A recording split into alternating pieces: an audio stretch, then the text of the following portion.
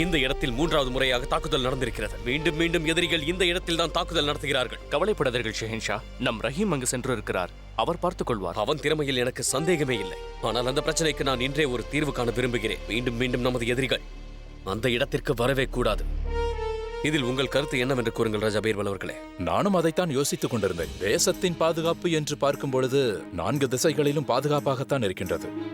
ஆனால் இந்த வடமேற்கு பகுதியில் இருக்கின்ற இலாக்காவில் தான் சிறிது பிரச்சனை உள்ளது. பீர்மல் கூறுவது சிறிதன் ஷெஹன்ஷா.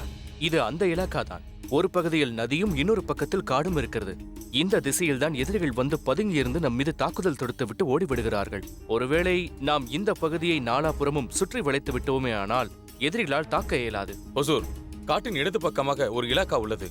அந்த வழியை நாம் அடைத்தாக வேண்டும். மிகவும் பிரமாதம். அருமையான யோசனை கூறினீர்கள். இந்த இலாக்காவை பற்றிய விவரங்களை கூறுங்கள். அதை கைப்பற்றுவதில் நமக்கு எந்த பிரச்சனையும் இல்லையே. இல்லை ஷெஹன்ஷா, அங்கு ஒரே ஒரு கிராமம் தான் உள்ளது. அங்கு சில ஆதிவாசிகள் மட்டுமே தங்கியுள்ளனர். மற்றபடி மேலோட்டமாக பார்த்தால் நமக்கு அந்த இடம் சிறப்பானதாக இருக்கும். அப்படி என்றால் உடனே செய்யுங்கள்.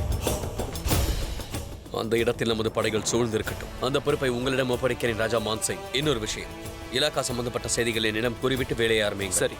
அது மட்டுமல்லாமல் ஷமிஷாவும் உங்களோடு இருப்பார். இப்படி ஒரு பொறுப்பை எனக்கு கொடுத்ததற்கு மிகவும் நன்றி ஷெஹன்ஷா. துளசி தாயே, எனக்கு ஏன் மீண்டும் மீண்டும் கெட்ட கனவு வருகிறது? எதற்காக சலீம் இவ்வாறெல்லாம் நடந்து கொள்கிறான்? துளசி தாயே, என் குடும்பத்திற்கு எந்த கஷ்டமும் வராமல் பார்த்துக் கொள்ள வேண்டும்.